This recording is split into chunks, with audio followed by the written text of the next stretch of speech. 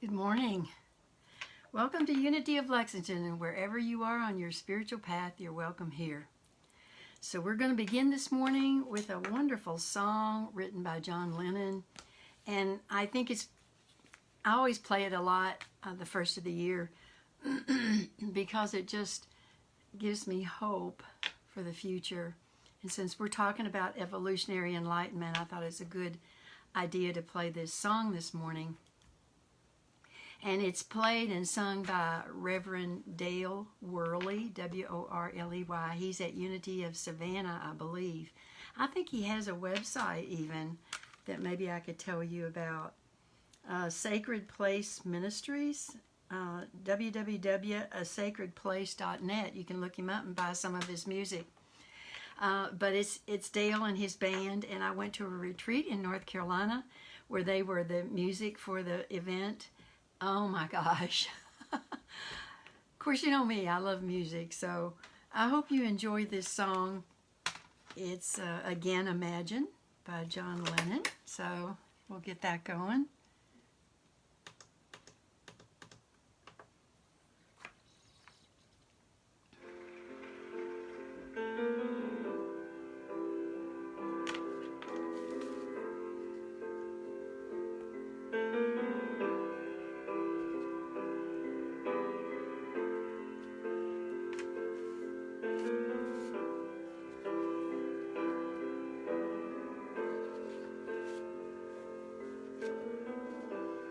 Imagine we're in heaven.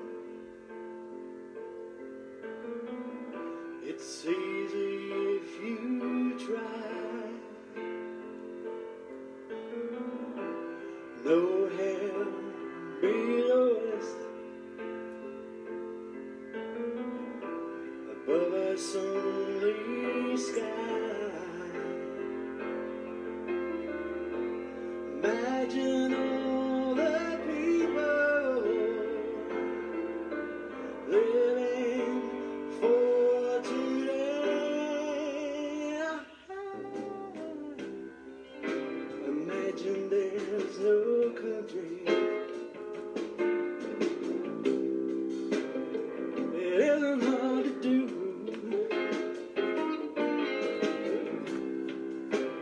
Nothing to kill or die for.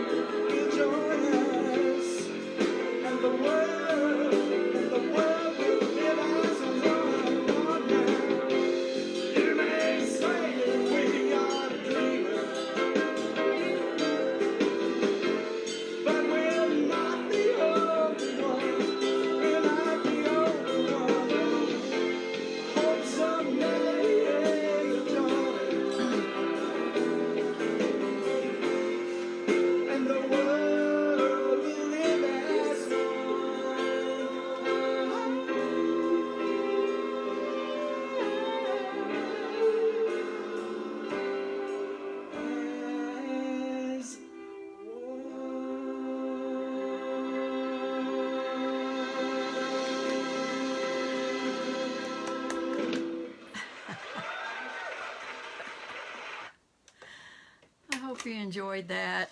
Dale is quite the singer and musician, all-around musician, pretty wonderful. I don't think any time that he and his band played and sang that anybody ever sat down unless they just couldn't get up. I mean, it was really awesome. So we won't have a song at the end this morning because that was a little bit lengthy. We'll just have another song during our meditation this morning. And I chose Douglas Bluefeather this morning for our meditation. So I hope you enjoy him in just a little bit. All right, again, I just welcome you to Unity of Lexington, wherever you are on your spiritual path. You're welcome here. Glad you joined us this morning. And I'll see Carol. Hi, Carol.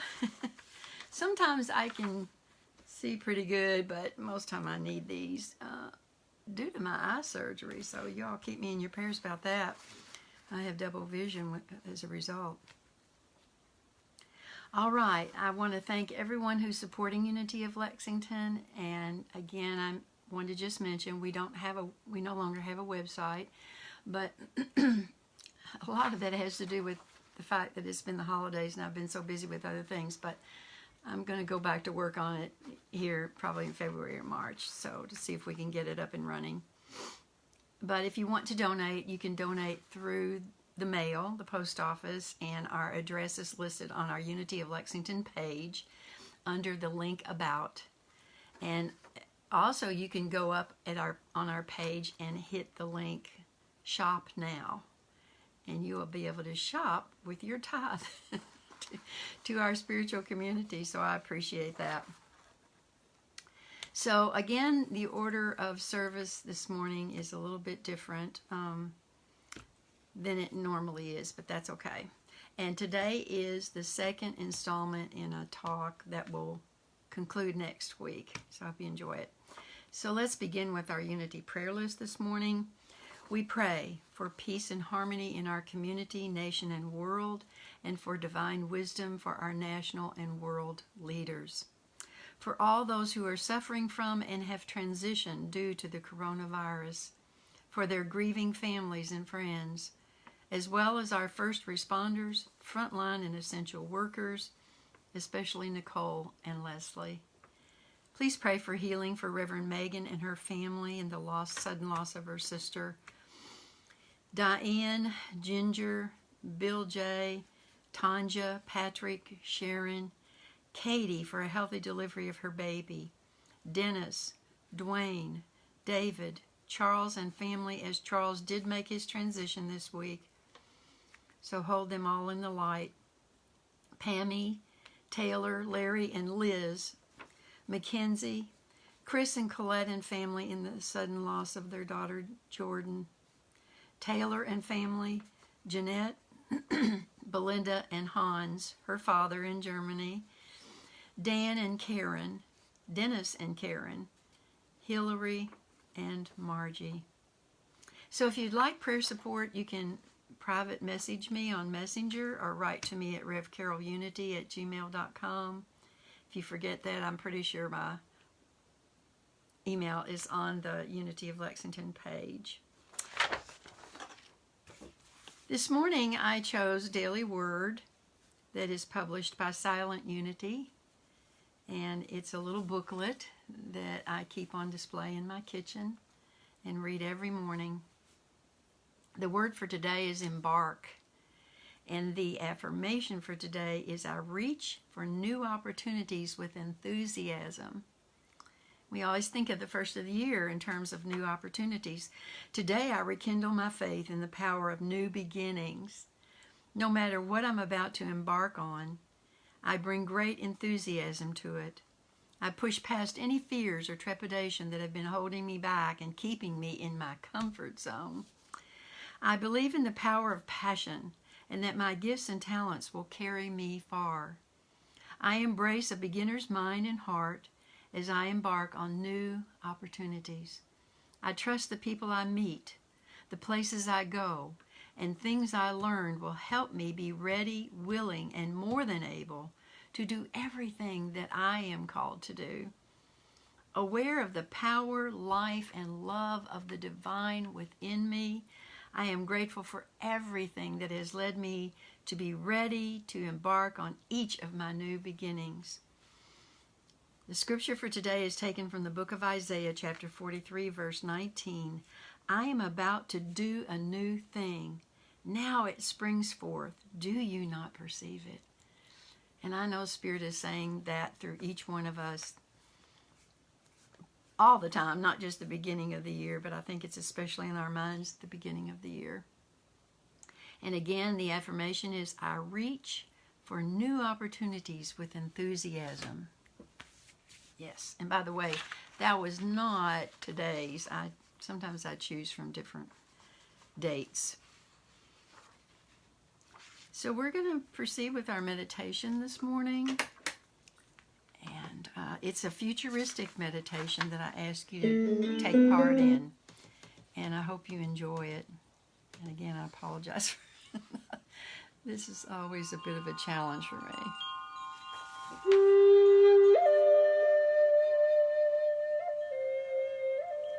I invite you to close your outer eyes and see with your mind's eye. Some call it the third eye. I invite you to see an upward spiral. And this is the spiral of evolution. See yourself and millions of your fellow travelers on this journey through time and space, standing together at the base of a new upward revolution around the spiral. We're not standing at the beginning of the spiral, nor at the end. There is not a beginning or ending. See yourself as someone in the midst of this spiral of evolution. Millions of other souls like us stand there with the clearest and deepest intent to make that revolution up to the next highest level. It's what our heart longs for. It's what we yearn for. I invite you to feel that longing, that desire in your heart right now, in this deep, deep desire to take this trip upward. We are all absolutely aware of our individual personal responsibility in bringing evolution about. So there may be something you don't want to look at, something you wish to avoid, that is standing in the way of you going upward on your own path of evolution. So in this sacred and holy place this morning, I invite you to look at that with love, to allow yourself to be brought to this new place in consciousness. And I invite you to make that higher decision right here, right now, today, to go upward in consciousness in your own spiral of evolution of your soul. Allow your soul to grow and be free and expand in the knowing.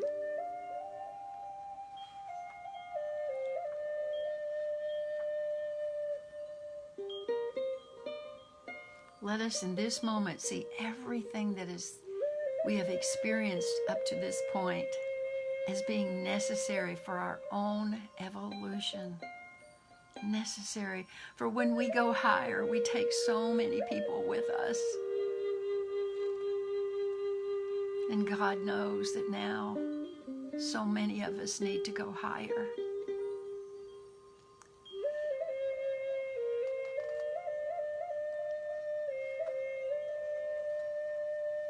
We have a knowing now that we are so much bigger than any human experience.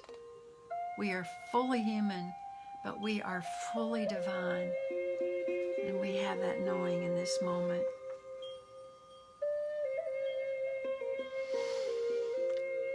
Deep breath as we give thanks for every experience,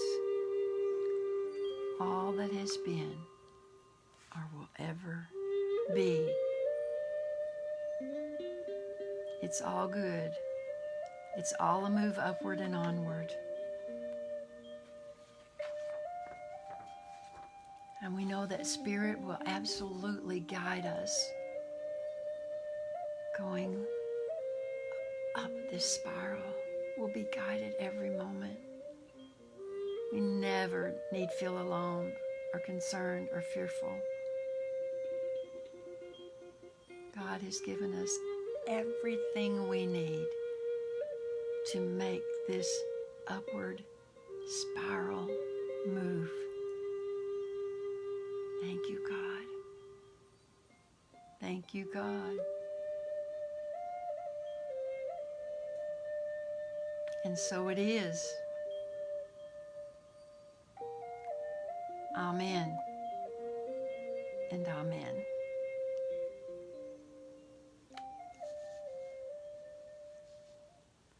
That was Douglas Bluefeather, and I'm pretty sure he has a website too. I hope you enjoyed that music. He had come to our church when I was in Louisville a number of times to give concerts and things.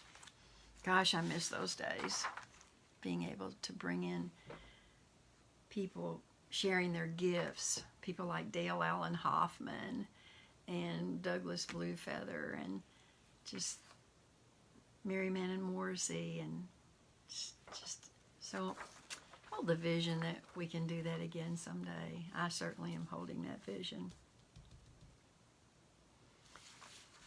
Well, I always like to begin with some funnies, and I found these. I haven't used them in a long time. I haven't looked at them in a long time, but it's good because I have a whole collection of these jokes and stories, funny stories. And I just get so tickled laughing to myself as I look through them. But this is called The Old Farmer's Advice. And it shows a picture of a farmer on a tractor. And he's kind of he looks kind of serious, he's got the glasses on and the hat and everything. Here's what the old farmer has to say. Your fences need to be horse high, pig tight, and bull strong. Life is simpler when you plow around the stump. This next one is profound. Words that soak into your ears are whispered, not yelled. Whoa, I think that is so apropos for right now in our present circumstances. This one I love. Forgive your enemies, it messes up their heads. Do not corner something that you know is meaner than you. And it don't take a very big person to carry a grudge. I like that one. Oh, this is good. Don't judge folks by their relatives. That's for sure. Sometimes you get and sometimes you get got. The biggest troublemaker you'll probably ever have to deal with watches you from the mirror every morning. And this is one of my favorites. Always drink upstream from the herd.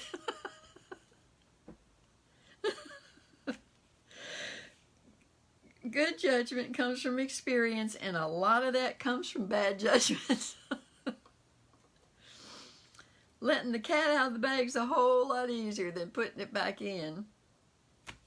Oh my goodness. Oh, letting the cat out of the carrier is a whole lot easier than putting it back in. I can tell you that from experience.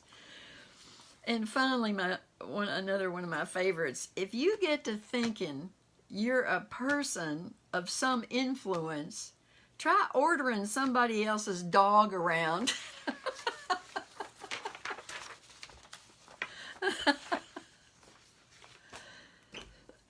Excuse me.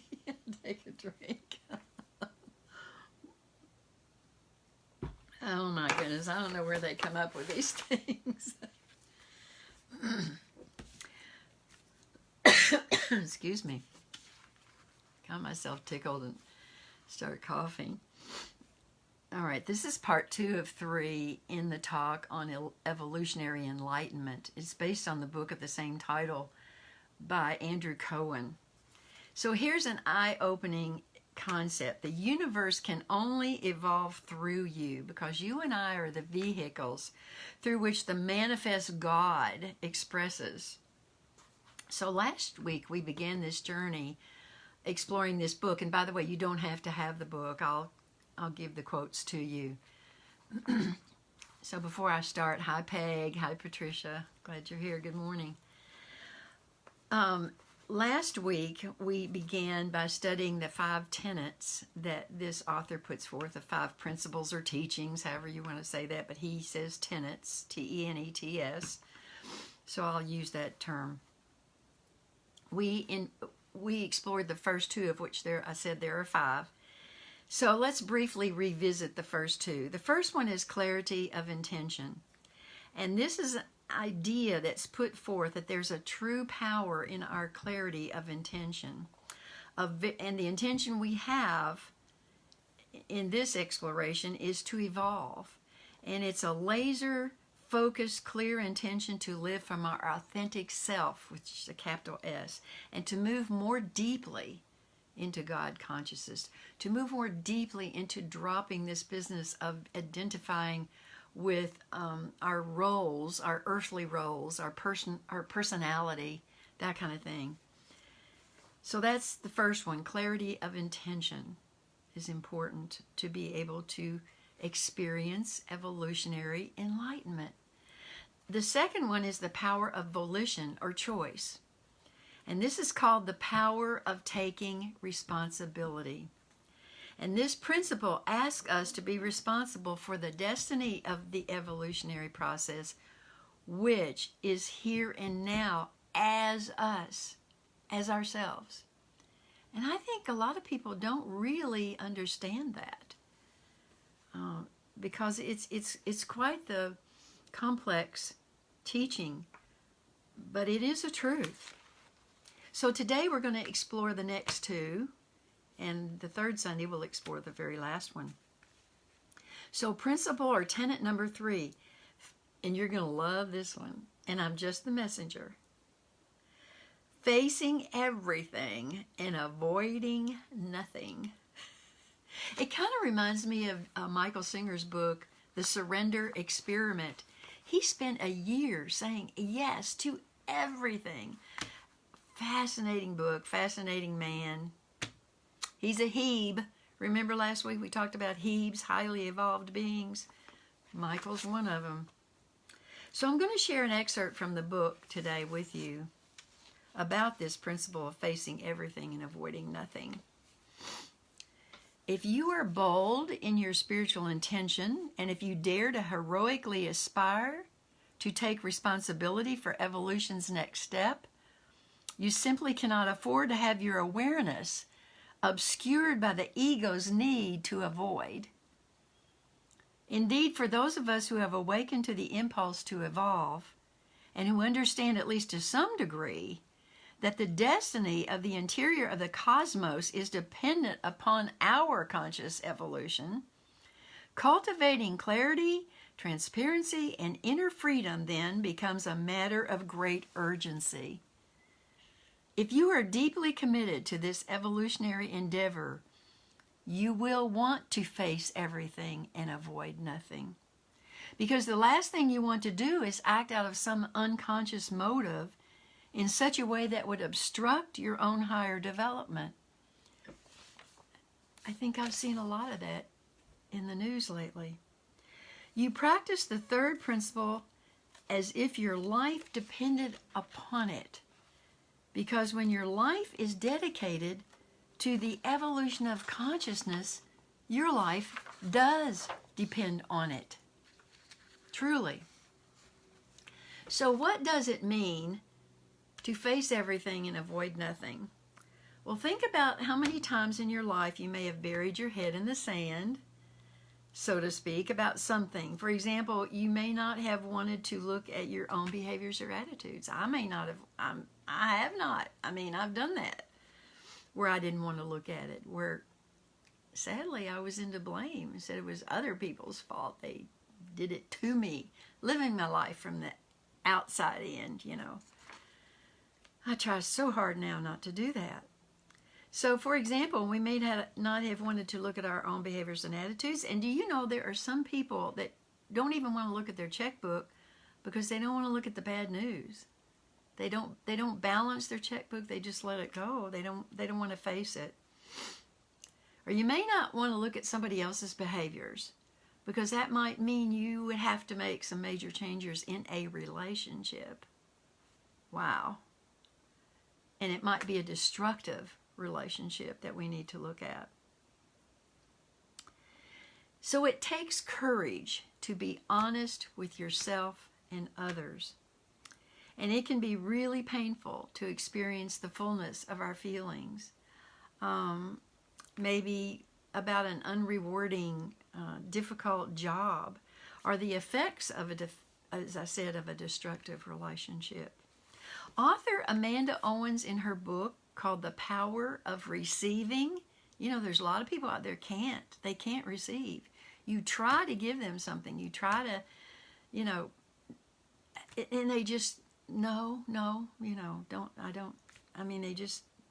I can remember at the other church, I wrote a thank you letter to someone, and they wrote me a scathing note back and said, stop writing me thank yous. I'm doing this for my own soul's sake, and stop thanking me. I'm like, wow.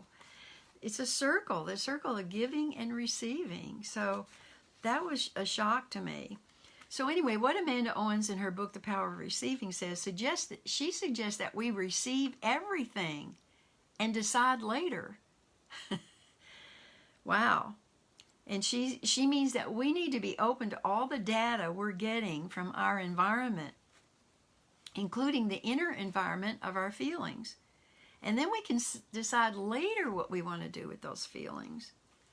So when we adopt the attitude to receive everything and decide later, or face everything and avoid nothing, we will, according to the author, and this is what he says, we will no longer be afraid to stand tall before your own conscience, before others, before God. This is because you are no longer hiding anything from yourself. And through this noble practice, you will cultivate integrity and discover the kind of soul strength that only comes from fearlessly facing the truth. The instinctive defense mechanisms that the ego hides behind will crumble, and yourself and your soul will become a transparent vehicle through which the evolutionary impulse can work in this world. And we all have this evolutionary impulse. It's really important. Accept everything. Accept everything. Receive everything. Avoid nothing. And again, if you're interested, read that book by Michael Singer. It might help you do that. The Surrender Experience. Because what you're saying to life is, hey, come on. It's okay. Come on. Instead of this, contracting and not wanting to accept what life is bringing us, believe me, on a silver platter, a golden platter, it doesn't matter. All right, so teaching number 4 is called the process perspective.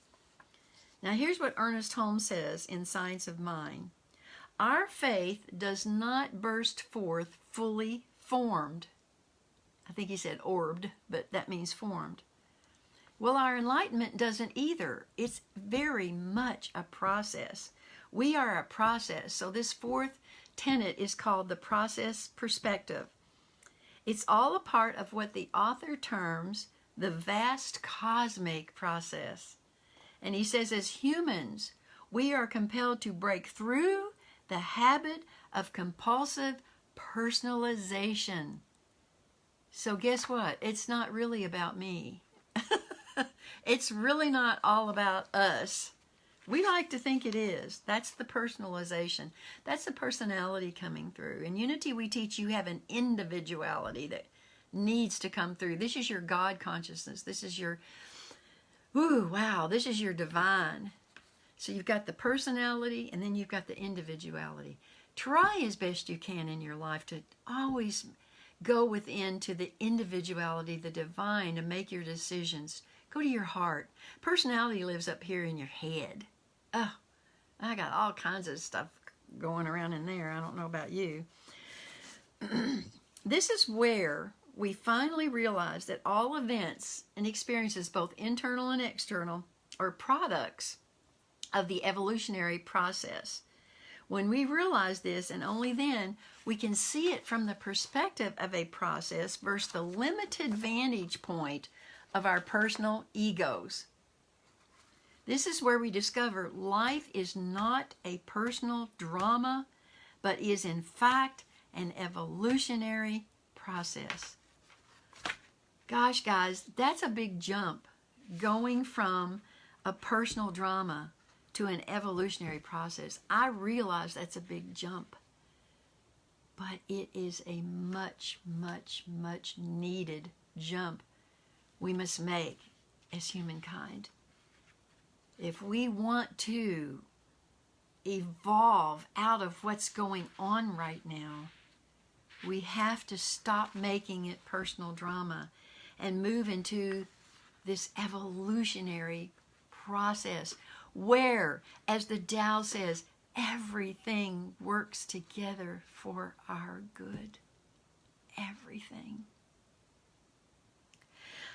I hope I remember next week. I need to probably write myself a note, but I hope I remember next week, because I want to share with you one of the futuristic visions that I've had, and I think you'll be really excited to hear about it.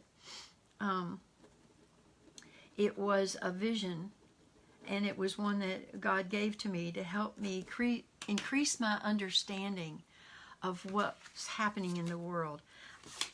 I think I'm in need of an evolutionary vision right now with what's going on. We all are, with what's going on in the world. I'm not special. I don't mean to imply that. So who you are, or who I am, is not limited to the personal, to the person, the personal sphere. This realization will change the way we interpret and respond to so many different dimensions of our being.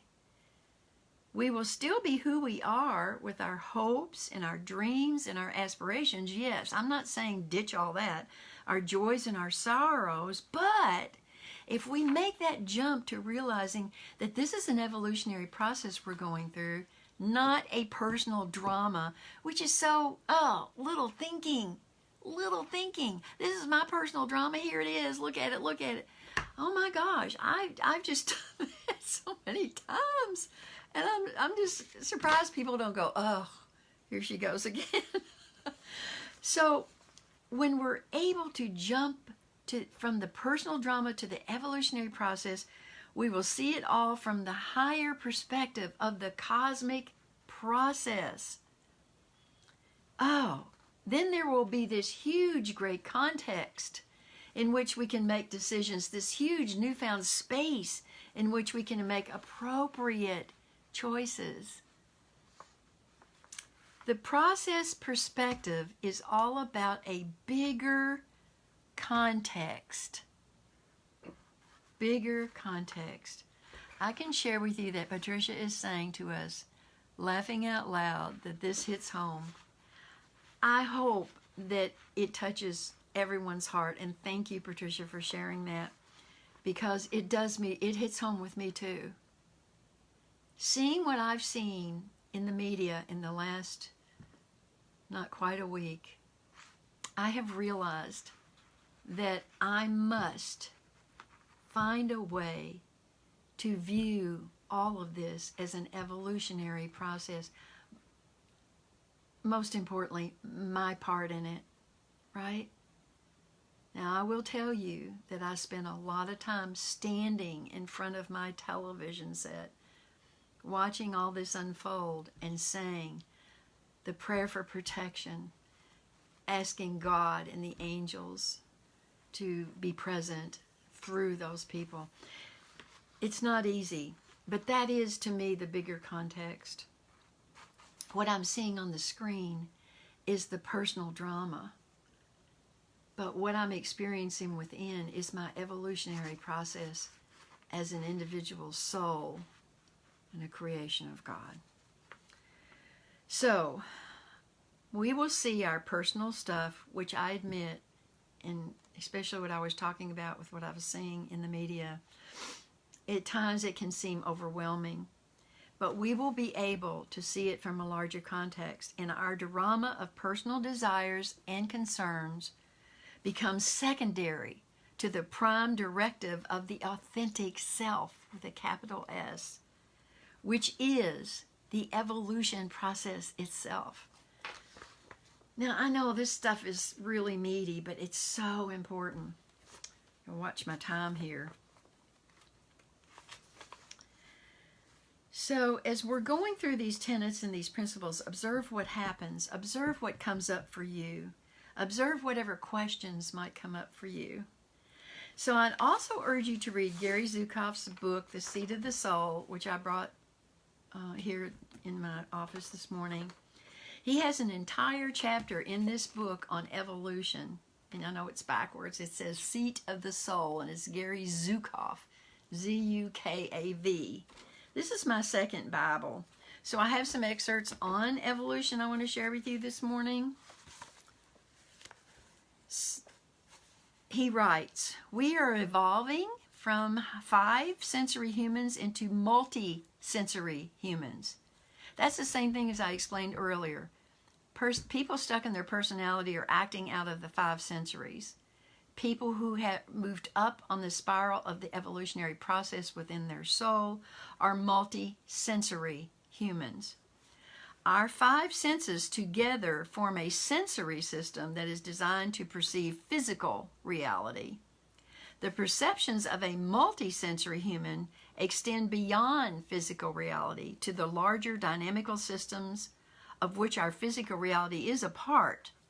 The multi-sensory human is able to perceive and to appreciate the role that our physical reality plays in the bigger picture of evolution and the dynamics by which our physical reality is created and sustained.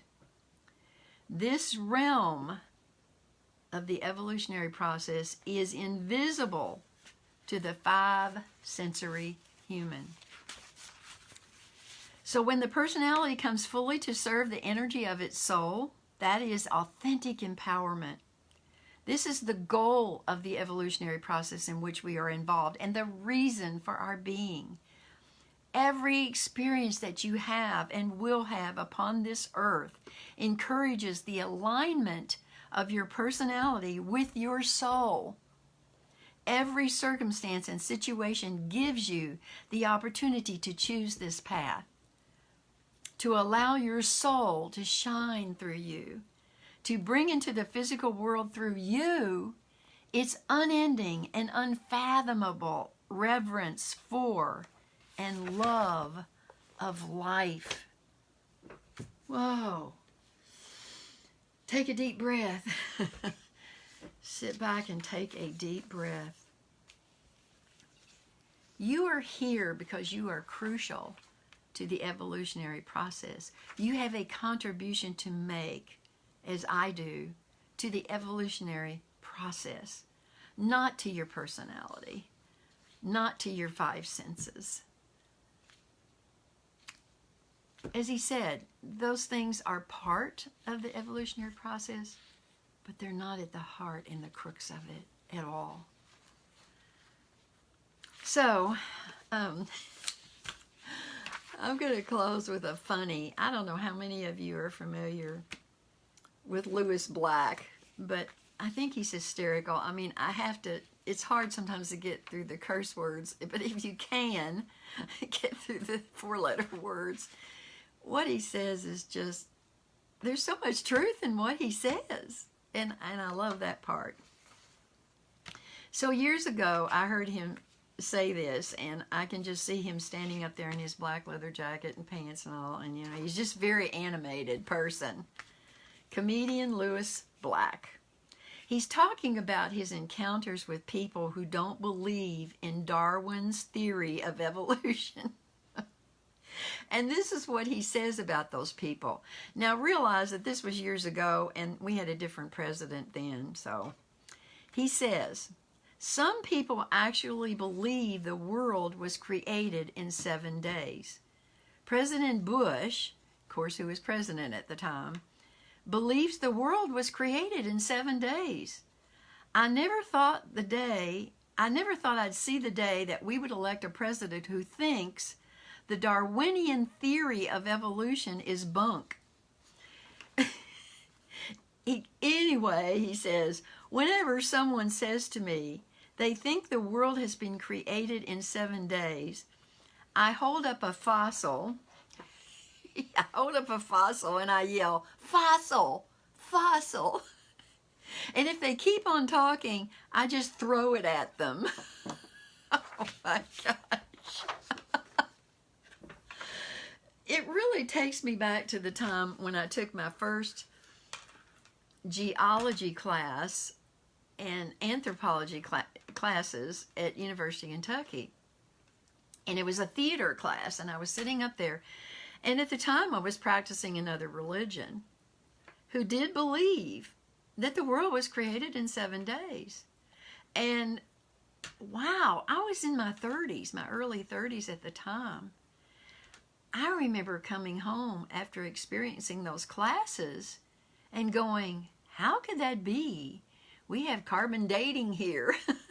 We have all kinds of evidence, physical evidence, that this world took a lot longer to create than 7 days. So what I ultimately did was, of course, pray about it. I pray about everything. And it was kind of frightening to me how I was going to go forward with this new information. And so we can laugh about that, Lewis throwing fossils at people that don't believe in the Darwinian theory of evolution, which is hysterically funny. But at the same time, on our upward spiral of evolution, this kind of information comes to us. And what did I say earlier? Accept everything and don't hide from anything. So that's exactly what I did. I accepted all the information I got from my college classes, and it was amazing how God helped me to integrate the two, to integrate my belief that God had a hand in creating the world, but at the same time, that what I read in the Bible was not literal, that it didn't happen in just 7 days. It happened over such a long period of time, but God was very involved. And so I don't know. I share that personal experience with you. And then I mentioned the book by Michael Singer, A Surrender Experiment. And of course I finished the book and I thought, yes, I want enlightenment. Yes, I want to do this. And I think I was like 3 hours into this decision to say yes to everything, the surrender experiment on my own behalf. And it went down the drain pretty quick. Oh, what is that saying? The road to, is it heaven or hell? I don't even know. It's paved with good intentions. I think it's the road to hell is paved with good intentions.